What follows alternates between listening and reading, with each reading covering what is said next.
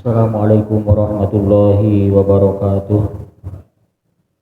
Allahumma sholli wa sallim wa barik alaihi wa ala alihi.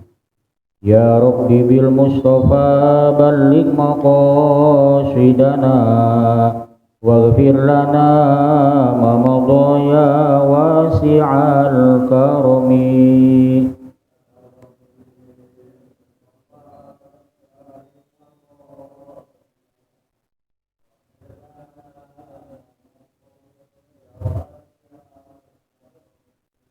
Huwal habibul ladzi turja syafa'atuhu likulli hauli minal ahwali muqtahami.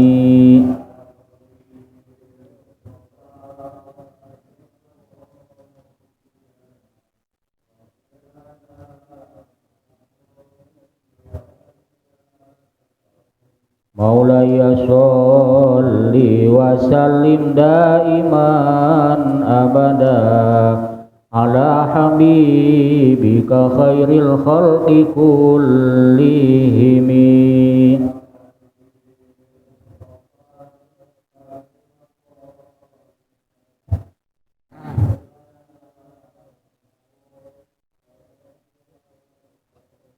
Allahumma sholli wa sallim wa barik alaihi wa ala alihi. A'udzu billahi minasy syaithanir rajim. Bismillahirrahmanirrahim.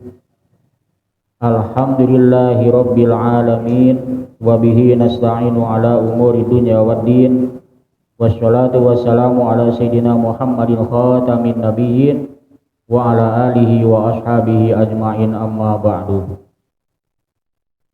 Hadirin jamaah Masjid Nurul Iman yang saya hormati, yang mudah-mudahan semuanya selalu dirahmati dan dimuliakan oleh Allah Subhanahu wa ta'ala.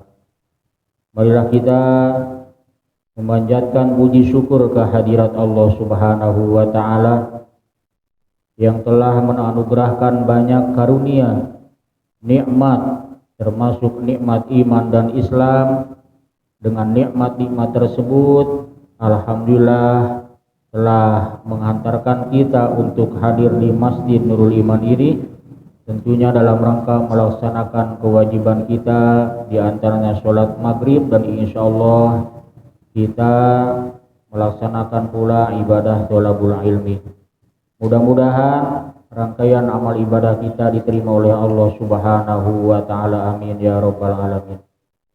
Sholawat beserta salam semoga tercurah selamanya atas junjungan kita Nabi besar Muhammad sallallahu alaihi wasallam, juga kepada seluruh keluarganya, para sahabat-sahabatnya serta pengikut-pengikutnya. Mudah-mudahan kita berada dalam barisannya kelak dan mendapatkan syafaatnya, amin ya rabbal alamin. Hadirin jamaah rahimakumullah, pada pertemuan yang lalu kita mengkaji tentang maknanya asyhadu alla ilaha illallah. Qala al-musannifu rahimahullahu ta'ala wa nafa'ana bi ulumihi fi daraini, amin. Wa mana asyhadu alla ilaha illallah, artinya syahadat asyhadu alla ilaha illallah, asyhadu an, aku bersaksi bahwa la ilaha tiada Tuhan selain illallah, selain Allah. La ilaha tiada Tuhan yang wajib disembah dalam segala keadaan illallah, kecuali Allah Subhanahu wa ta'ala. Anta lama pertama makna daripada penghayatan daripada pembacaan kalimat syahadat tadi. Anta lama pertama harus mengetahui disertai dengan yakin, wa ta'taqida, kemudian tertancap dalam tekad yang kuat, wa tu'mina, kemudian harus percaya, wa tusaddiqo, dan juga membenarkan bahwa memang tidak ada lagi yang wajib disembah, hanyalah Allah. Bahkan secara luasnya lagi, tidak ada yang memberikan kehidupan, hanyalah Allah. Tidak ada yang memberi kuat, hanyalah Allah. Kita kuat, diberi kuat oleh Allah. Kita bisa makan, diberi rezeki oleh Allah, begitu. Luasnya begitu secara hakikat. Jadi jangan diaku oleh kita, dari kita, untuk kita, jangan diaku begitu. Secara harus diketahui, diyakini, dipercayai, dan dibenarkan bahwa semuanya memang dari Allah, milik Allah. Kemudian kita bisa karena dibisakan sebetulnya oleh Allah. Termasuk puncaknya hidup karena dihidupkan, bisa mendengar karena diberi oleh Allah pendengaran, bisa mendengar, penglihatan karena diberi oleh Allah bisa melihat. Jangan diaku itu punya kita. Kalau itu punya kita, orang buta pasti dengan gampang ingin dia bisa melihat. Kalau punya dirinya, jangan diaku semuanya punya Allah. Itu hakikatnya seperti itu, makna la ilaha illallah atau asyhadu alla ilaha illallah. Jadi harus berserah diri sepenuhnya kepada Allah Subhanahu wa ta'ala. Ya, kita mah apa sih, itulah. Semuanya juga punya Allah, milik Allah, oleh Allah, hakikatnya seperti itu. Sehingga disunahkan kita setiap pagi dan sore membaca raditu billahi robba.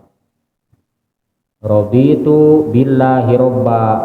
Aku ridho, aku suka Allah sebagai Tuhan yang ngatur aku, yang ngurus aku, yang menghidupkanku, yang memberikan rezeki kepadaku, bahkan yang mematikanku pun adalah Allah. Dan aku ridho, dihidupkan ridho, disehatkan ridho, diberi ujian ridho, begitu. Rela, ridho itu rela, suka. Disunahkan setiap pagi baca itu, raditu billahi robba wa bil islami dina wa bi muhammadin nabiyya wa rasula. Ketika kita ikrar membaca raditu billahi robba, maka nanti Allah akan meridhoi kita.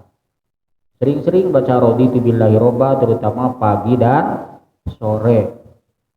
Itu ada dalam wiridan,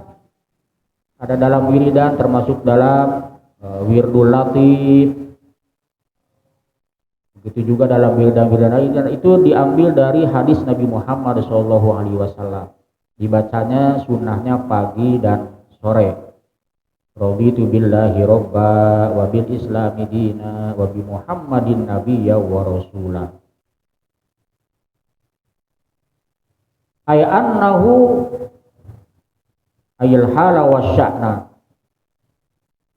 Artinya la ma'budu bihaqqin, dalam setiap keadaan tidak ada yang wajib disembah, yang pantas disembah hanyalah Allah bihaqqin, dengan sebenar-benarnya.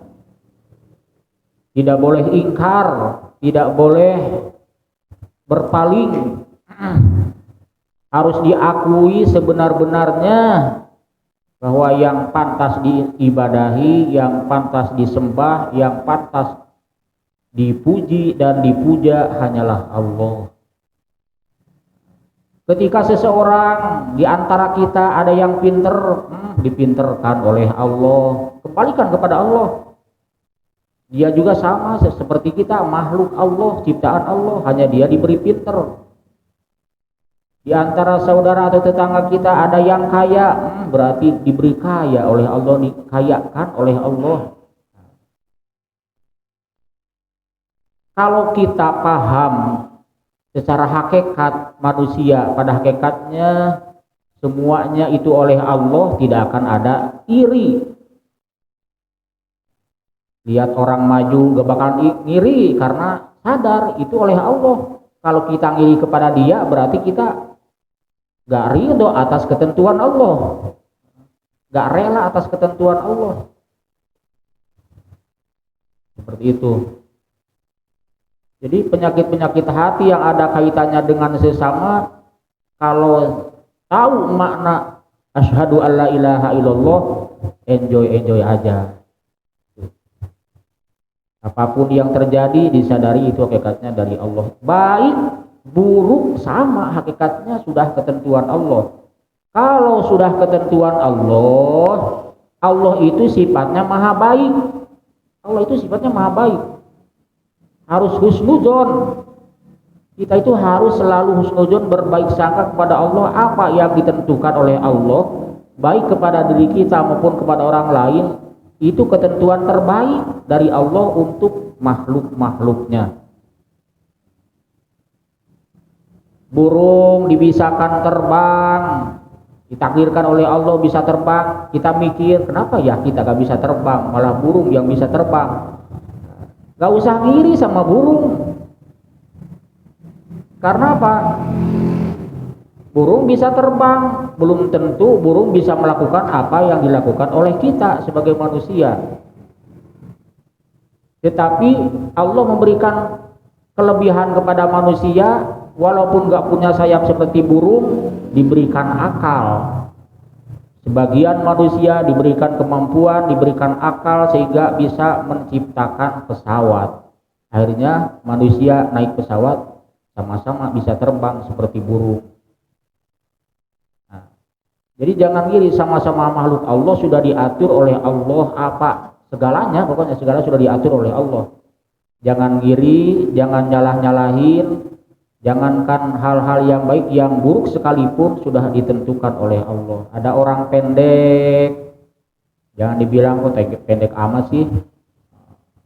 Jangan, itu sudah ditentukan oleh Allah. Dan ketentuan Allah itu sudah yang terbaik, yang pantas menurut Allah, yang baik menurut Allah. Husnuzon kepada Allah. Kita itu harus pandai-pandai husnuzon, berbaik sangka kepada Allah dalam setiap kejadian. Apa yang kita lihat, kembalikan secepatnya kepada Allah. Berarti kalau kita sudah bisa seperti itu, sudah ma'rifat, sudah kenal Allah. Kalau sudah kenal Allah berarti sudah paham maknanya asyhadu alla ilaha illallah. Kalau masih ngaku, ketika kita umpamanya banyak uang, oh siapa dulu? Gua umpamanya, itu kan hasil kerja keras gua. Kalau kayak gitu masih ngaku, berarti masih jauh dari Allah, belum kenal Allah, belum kenal, belum ma'rifat. Jangan diaku, kan asyhadu alla ilaha illallah, maknanya seperti itu. Semuanya itu milik Allah, punya Allah. Kita gak bisa apa-apa, gak punya apa-apa. Hakikatnya seperti itu. Itu hanyalah titipan. Seandainya bisa karena dibisakan, seandainya kuat karena dikuatkan. Termasuk dalam pengabdian kepada Allah, kita dikehendaki oleh Allah. Hakikatnya, syariatnya ada keinginan, ingin sholat ke masjid. Itu hakikatnya padahal dari Allah, karunia, anugerah. Ketika kita masuk masjid, alhamdulillah ya Allah, Engkau telah menghendaki aku bisa berangkat ke masjid untuk sholat, ada niatan untuk sholat. Allah itu kan muqallibal qulub, yang membolak-balikan hati manusia. Bisa saja yang tadinya ingin baik dibalikin hatinya oleh Allah, jadi malas, bisa saja balik lagi ke rumah. Ketika kita sampai ke masjid, alhamdulillah oleh Allah diberi anugerah, diberi karunia bisa hadir di masjid untuk ibadah kepada Allah, sholat, untuk ngaji. Alhamdulillah. Setiap ketentuan Allah yang baik-baik, yakini bahwa itu adalah proses menuju keridhaan, menuju surganya Allah Subhanahu wa taala. dipermudah oleh Allah untuk bisa sampai ke surga. Nih jalannya, datang ke masjid, dipermudah jalannya. Orang yang dikehendaki nantinya bakal masuk neraka, dipermudahnya ke jalan neraka, ke jalan kebaikan ditutup. Untuk berbuat yang haram-haram dimudahkan, modalnya diberi. Hakikatnya seperti itu, hakikatnya itu dipermudah untuk jalan menuju ke nerakanya. Sehingga kita harus membaca ta'awudz, na'udzubillahi min dzalik. Kita mah selalu mohon pertolongannya dengan baca wa iyyaka nasta'in, mohon pertolongan kepada Allah dari hal-hal yang menyebabkan kita masuk ke dalam nerakanya Allah Subhanahu wa taala, dari hal-hal yang tidak diridhoinya oleh Allah Subhanahu wa taala. Harus husnuzon kepada Allah. Jangan, paling kalau kita umpamanya ada hal-hal yang buruk, kembalikan kepada diri sendiri. Kalau hal-hal yang baik kita memuji kepada Allah, alhamdulillah, baik yang menimpa diri sendiri ataupun kepada orang lain. Syukuri apa yang menimpa orang lain yang baik-baik. Ikut bangga, ikut senang, ikut bahagia.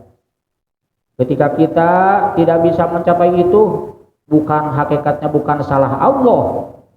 Enggak, Allah mah selalu baik, mungkin karena kesalahan kita, diri kita masih lalai, diri kita masih jarang ingat kepada Allah. Husnuzonlah kepada Allah, Allah itu maha baik. Apa yang ditentukan hakikatnya itu adalah ketentuan terbaik buat makhluknya. Sampai menurut para ulama, doa bisa cepat terkabul karena kuat husnuzonnya kepada Allah. Di antara para sahabat Nabi yang banyak, ada sahabat yang bernama Sa'ad. Itu Sa'ad kalau berdoa, belum tangannya turun ke bawah, doa sudah dikabulkan. Itu Sa'ad. Sehingga banyak para sahabat datang ke rumahnya meminta supaya didoakan. Jadi kalau mengangkat tangan, belum turun tangannya, kalau sudah bilang mohon sama Allah, doa sama Allah, langsung dikabulkan. Kemudian dipelajari oleh para sahabat yang lain, apa sih bisa seperti itu? Ternyata Sa'ad itu punya husnuzon yang kuat kepada Allah, berbaik sangka yang sangat kuat kepada Allah. Gak pernah gitu ya, apa yang ada terjadi di muka bumi ini gak pernah dianggap jelek, semuanya dianggap bagus dari Allah, gitu. Itu Sa'ad.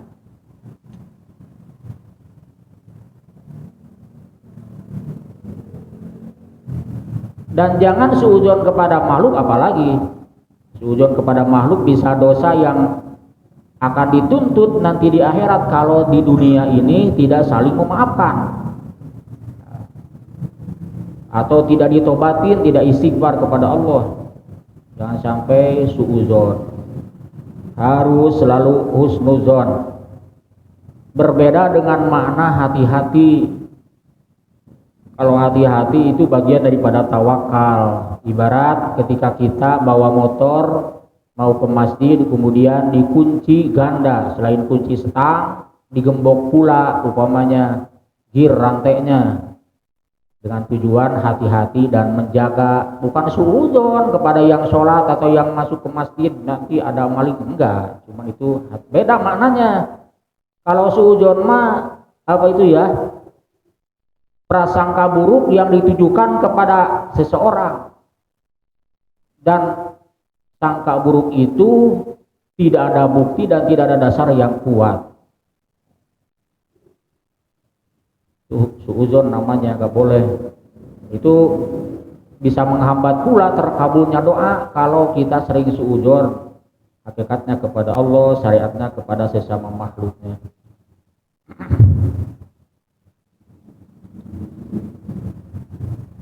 Mana asyhadu an la ilaha illallah. Selain itu kita diwajibkan tahu bahwa la ma'budu bihaqqin bil wujudi illallah al wahidu Tidak ada Tuhan yang wajib disembah dalam setiap keadaan dengan sebenar-benarnya kecuali Allah. Yang sifatnya Allah, kita harus tahu sifatnya. Al-Wahidu Al-Ahadu. Al-Wahidu yang satu. Satu di sini artinya tidak ada afrod, tidak ada juz.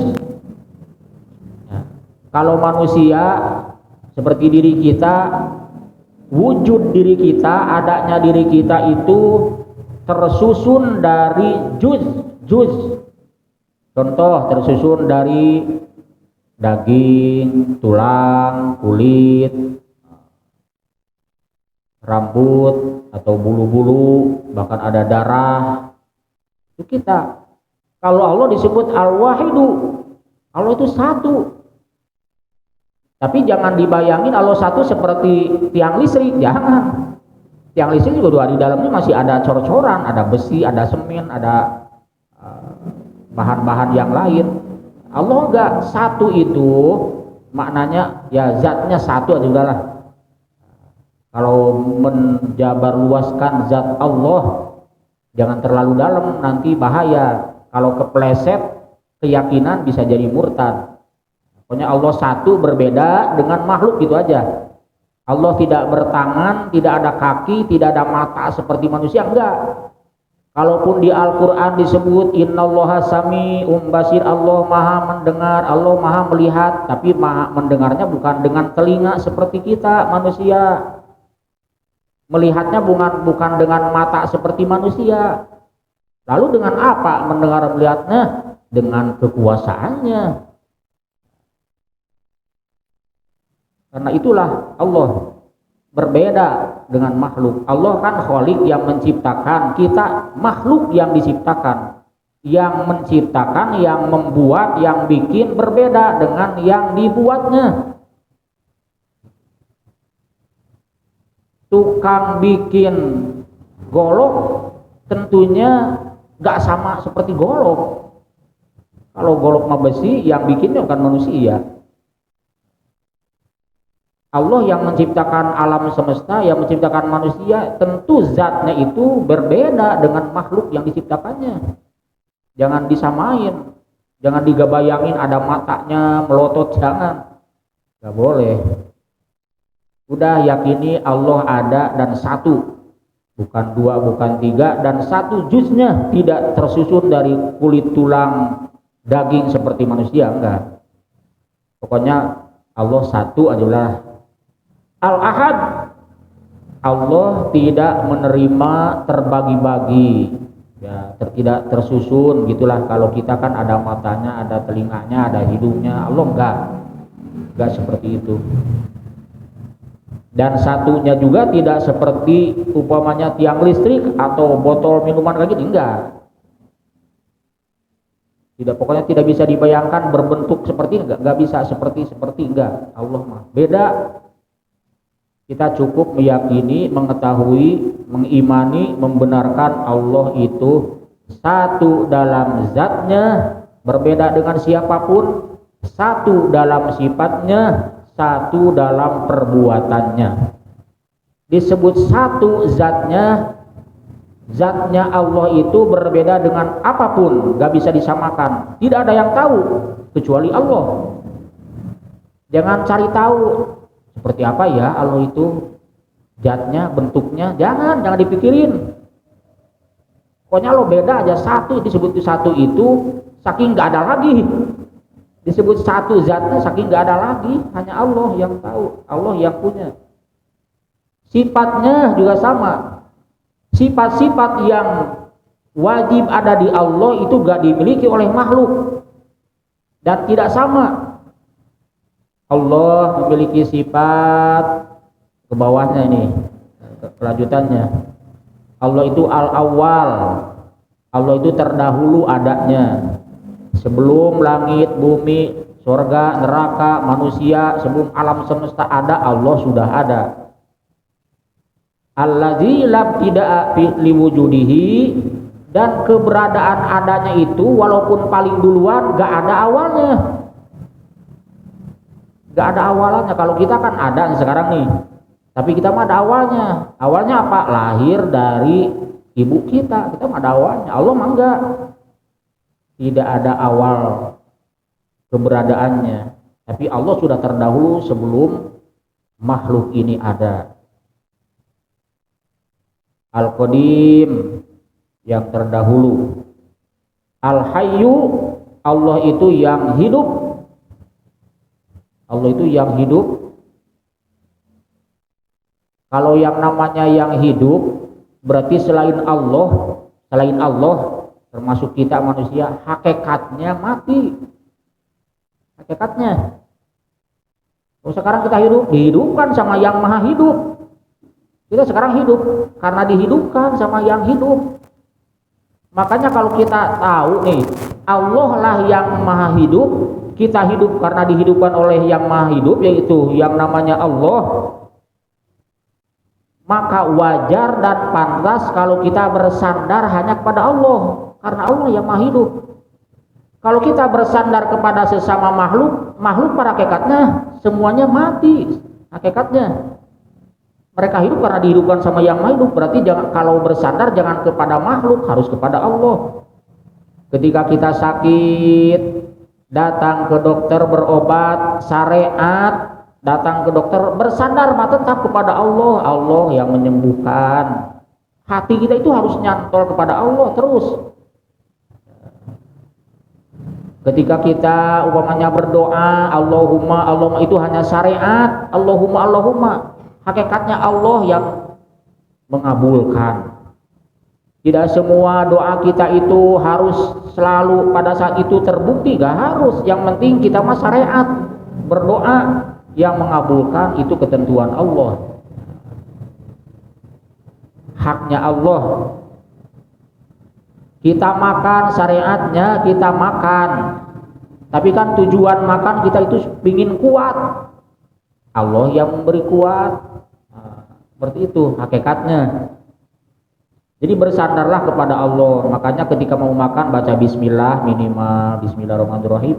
Menyandarkan diri kita, bukan mengandalkan kuat terhadap makanan, tapi mengandalkan kuatnya kepada Allah. Makanan hanya sebatas syariat atau sebab. Yang memberi kuat itu adalah Allah. Banyak orang yang gak makan tapi kuat. Contoh jangan jauh-jauh ketika kita bulan biasa dengan bulan puasa, kan beda.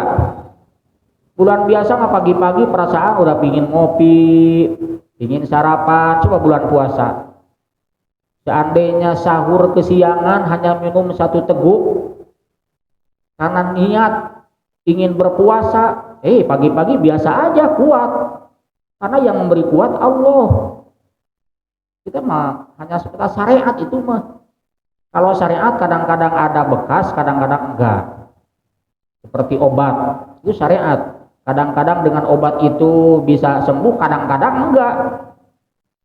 Jangankan kita yang beli obat, dokter sekalipun yang ngerti masalah obat, kalau mengandalkan hanya kepada obat, maka akan celaka. Kenapa? Yang menentukan panjang umur, pendek umur, sembuh lagi atau tidak itu Allah. Sehingga banyak kejadian ya dokter kalau sudah waktunya sakit, waktunya mati sama. Karena obat hanya syariat. Hakikat yang punya adalah Allah, yang menentukan sembuh Allah, yang menentukan miskin Allah, yang menentukan kaya Allah, yang menentukan kuat Allah. Bersandarlah kepada Allah ketika makan, baca bismillah, baca doa, seolah-olah kita menyadarkan kekuatan hanya kepada Allah, bukan kepada yang dimakan oleh kita. Bersandarlah kepada yang maha hidup, karena kalau bersandar kepada selain Allah, hakikatnya selain Allah itu mati, gak ada gunanya. Menyandarkan urusan kita kepada yang mati, itu sesama makhluk, hakikatnya seperti itu. Jadi anggap apa yang kita lakukan dengan sesama makhluk itu hanya sebatas syariat. Dalam hati yakini kita sebetulnya bersandar hanyalah kepada Allah, memohon hanyalah kepada Allah. Allah itu yang maha hidup. Al-Qayyum, Allah berdiri dengan zatnya sendiri. Allah jadi Tuhan tanpa ada dipilih, sudah dengan sendirinya jadi Tuhan dan pantas jadi Tuhan. Allah itu yang mengatur, yang mengurus, yang menciptakan, sudah pantasnya begitu. Tidak ada unsur yang lain. Kalau manusia jadi pejabat karena dipilih, manusia hakikatnya rata-rata umumnya inginnya duduk, tidur, makan. Tapi karena ada dorongan nafsu dia bergerak. Sebetulnya dengan kebutuhan sehari-hari makan minum sudah cukup. Tapi nafsu mendorong supaya harta banyak, akhirnya menggerakkan badan kita, banting tulang, peras keringat. Karena ada keinginan, nafsunya ingin menumpuk-numpuk harta. Kalau Allah gak ada dorongan-dorongan kayak gitu, Allah jadi Tuhan dengan zatnya sendiri, dengan kehendaknya sendiri, dan Allah tidak butuh wa yastagni an ghairihi, Allah tidak butuh kepada siapapun. Allah mah gak butuh. Termasuk kita ibadah, Allah gak butuh ibadah kita. Kenapa Allah nyuruh ibadah kepada kita? Ya untuk kita sebetulnya. Manfaatnya kembali kepada diri kita. Allah melarang dosa.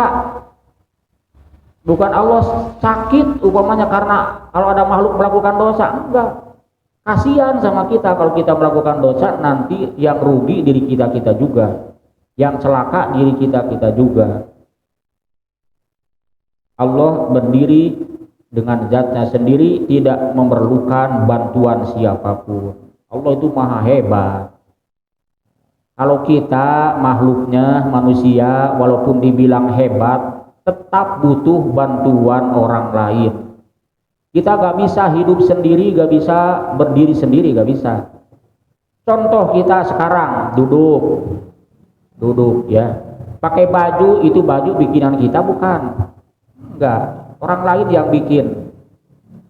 Kita duduk di masjid, ini masjid bahannya umumnya dari tembok bahannya dari semen, yang bikin semen orang, yang bikin karpet juga orang lain. Kita mah dalam kehidupan sehari-hari selalu ada kaitannya dengan orang lain dan selalu membutuhkan orang lain.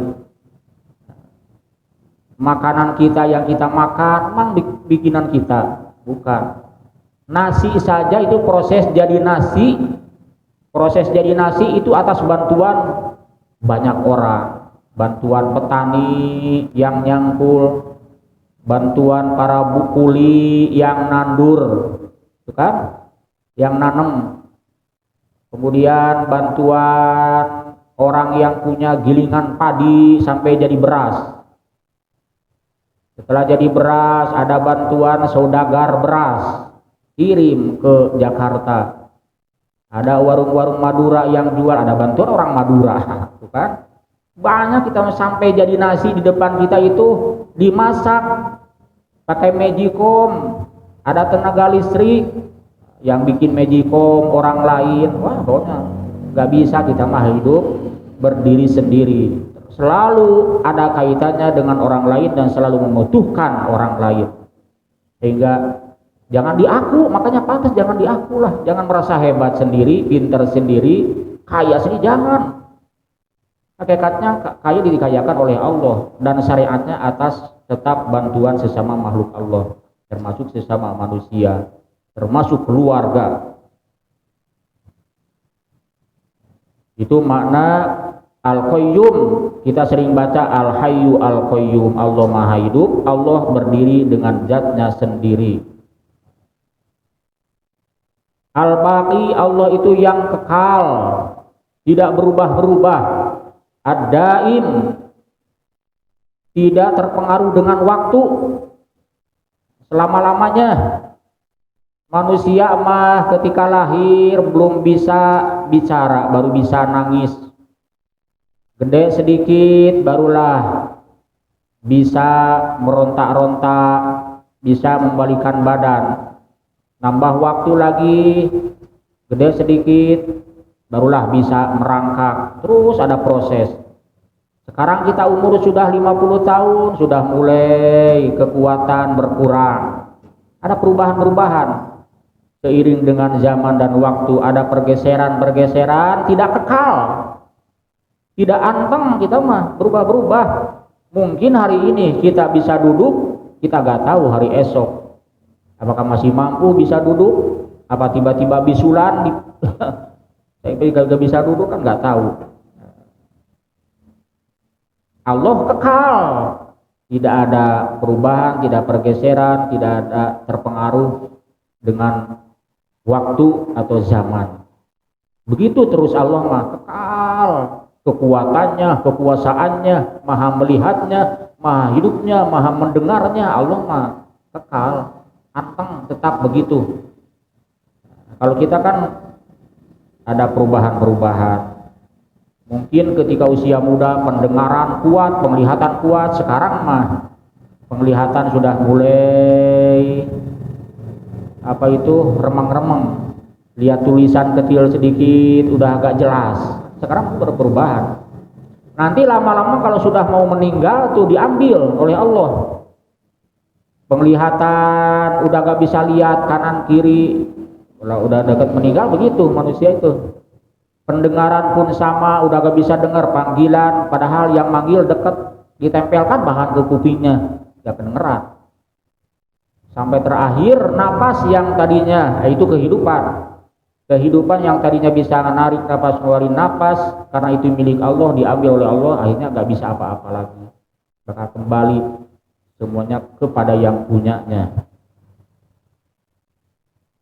Harus dari Allah lah yang maha kekal, Allah lah yang abadi, Allah lah yang tidak terpengaruh dengan perubahan. Tidak ada perubahan bagi Allah. Tidak terpengaruh dengan perubahan waktu dan pergeseran waktu. Al-Khaliq, ay mujidul makhlukat, Allah lah yang menciptakan segenap makhluk, langit, bumi, surga, neraka. Itu keyakinan umat Islam begitu. Ada keyakinan paham lain yang mengatakan bahwa bumi langit itu ada dengan sendirinya. Kita enggak, umat Islam itu diciptakan oleh Allah, bahkan ada prosesnya. Ada proses yang disebut 6 masa itu. Proses penciptaan makhluk itu 6 masa. Dari ada alam ahad, ada ahadiyah, ada wahidiyah, alam misal, ada alam bisa dan seterusnya, yang disebut 6 masa proses penciptaan makhluk. Maksudnya 6 masa bukan 6 jam, bukan 6 hari, bukan. Bisitati ayam mana dalam Al-Quran bukan 6 hari seperti hari Kamis, Jumat, bukan. Ar-Raziqu, yang memberi rizki juga Allah. Al-Qasimu likulli hayyin ila ayyamuta, Allah membagikan rezeki kepada setiap yang hidup sampai itu makhluknya mati.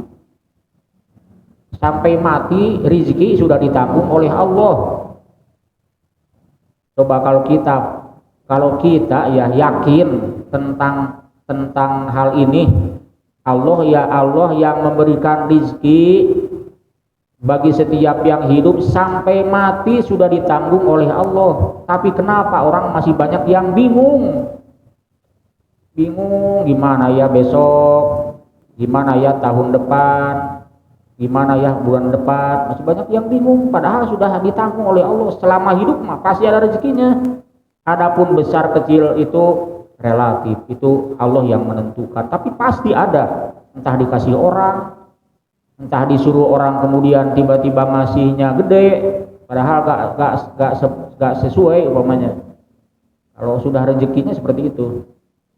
Makanya sungguh orang atau makhluk atau manusia tidak mengenal Allah kalau hidupnya hanya dihabiskan untuk mengejar-ngejar rezeki.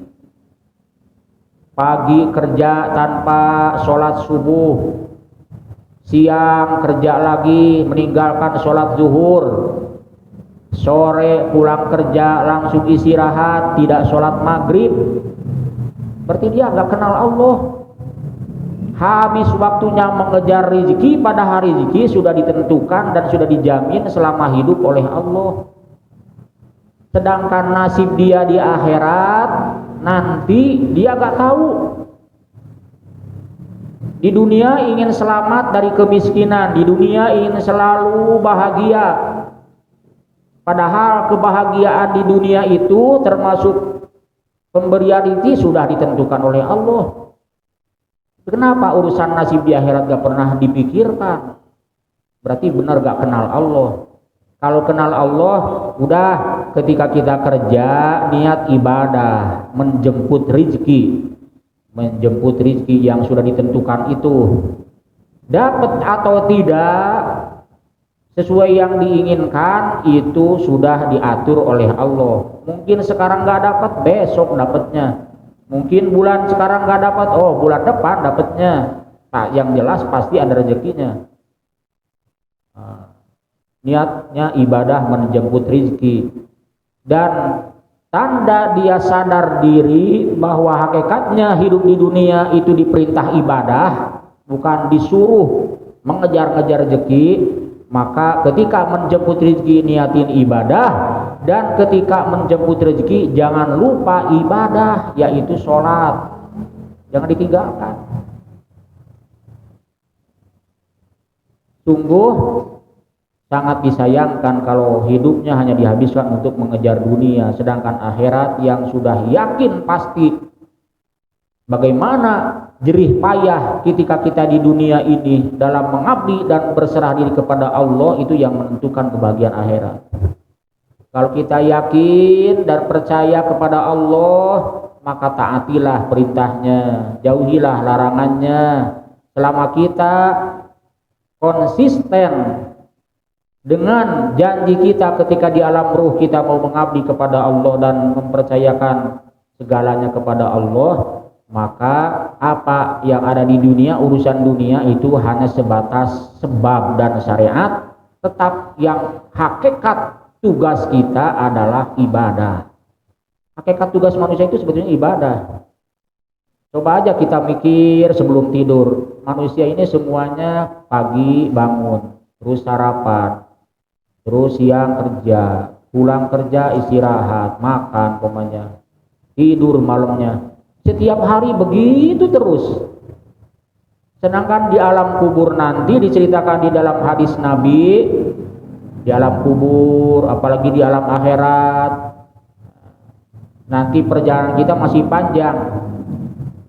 Banyak orang yang meninggal ratusan tahun yang lalu sampai sekarang gak balik lagi ke dunia. Tapi manusia yang hidup di dunia itu sangat pendek waktunya. Di sana, hidup di sana panjang dan gak ada ujungnya. Kenapa ketika hidup di dunia sampai urusan yang pendek ini merasa bingung, merasa cukup, bahkan kenapa urusan yang ceritanya masih panjang, lakon kita masih jauh, tidak dipikirkan. Aturan begini, ketika kita mau tidur, nih saya besok atau lusa menghadap Allah, di sana hidup saya lebih lama daripada di dunia. Saya ibadah sehari semalam hanya 5 waktu, ngaji hanya seminggu sekali. Apa cukup untuk bekal hidup di sana yang lakonnya masih panjang? Di dunia saja kalau orang hidup di dunia kerja umumnya seminggu sekali dah udah, atau cari duitnya seminggu sekali udah, mana cukup? Yang tiap hari juga banyak yang nggak cukup. Kita ngaji hanya seminggu sekali, merasa sudah cukup, sedangkan lakon kita masih panjang. Ini yang di dunia aja kalau yang ceritanya hanya pendek, hidup kita pendek, sebentar, usaha seminggu sekali. Wah, yang tiap hari juga banyak yang nggak cukup. Apalagi kita hidup yang panjang di akhirat, ngaji seminggu sekali. Kenapa gak berpikir sebelum tidur, besok pengajian di mana ya? Besok pengajian di mana ya? Saya pokoknya tiap hari kalau ada pengajian saya mau ngaji lah, biar bekal di sana cukup. Nah, gitu. Karena di sana hidupnya panjang sekali, jauh, gak ada ujungnya. Di dunia saja kalau segitu usaha santai banyak yang nggak cukup, yang rajin aja banyak yang nggak cukup, apalagi santai. Nah, kalau berpikir seperti itu, berarti harus lebih diperhatikan urusan hidup yang panjang, yang abadi, yang alam akhirat. Ibadah perbanyak sesuai kemampuan. Jangan leha-leha malah ibadah. Di dunia saja kalau kita leha-leha cari rezeki, hidup kita susah, apalagi di sana. Paling tidak seimbang, yang lebih bagus lagi, lebih mengutamakan urusan akhirat. Ar-Razik, lakin yakinilah Allah lah yang memberi rezeki. Al-Qadir, Allah yang maha kuasa. Al-Fa'alu lima yurid, Allah berbuat sesuai yang dikehendakinya. Masya Allahu kana wa ma lam yasha lam yakun wala haula wala quwata illa billahil aliyil azim. Apa yang dikehendaki oleh Allah pasti ada. Apa yang tidak dikehendaki Allah tidak akan ada, tidak akan terbukti. Walaupun kita inginnya menggebu-gebu, kalau Allah gak menghendaki gak bakalan terbukti. Kalau kita pun gak mau itu, kalau Allah menghendaki pasti menimpa diri kita. Kita gak mau umpamanya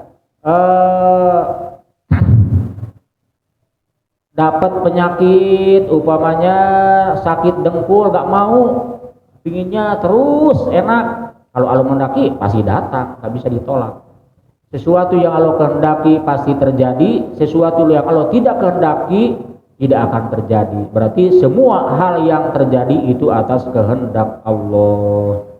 Sehingga la haula wala quwata illa billahil azim, tiada daya, tiada upaya, tiada kekuatan kecuali hanya mohon pertolongan kepada Allah yang maha tinggi dan maha agung. Tugas kita begitu, la haula wala quwata illa billahil aliyil azim. Sudah berserah diri kepada Allah atas segala ketentuannya. Kita semua hanya diwajibkan untuk ikhtiar dan berupaya bersyariat, tetapi yang menentukan segalanya adalah Allah. Itu keyakinan makna asyhadu alla ilaha illallah. Wallahu a'lam bishawab. Itu saja yang dapat saya bacakan. Mudah-mudahan yang benarnya hakikatnya dari Allah Subhanahu wa taala bermanfaat buat kita semuanya. Kalau ada keliru atau salah itu dari kebodohan saya pribadi, mohon dibukakan pintu maaf, dan semoga Allah memaafkan atas segala kesalahan kita semuanya. Semoga Allah selalu melindungi kita, membimbing kita dengan hidayah dan taufiknya hingga selamat hidup di dunia dan selamat hidup di akhirat nanti. Amin ya rabbal alamin. Ihdinas siratal mustaqim, wallahul muwaffiq ila aqwamit thoriq. Wassalamualaikum warahmatullahi wabarakatuh.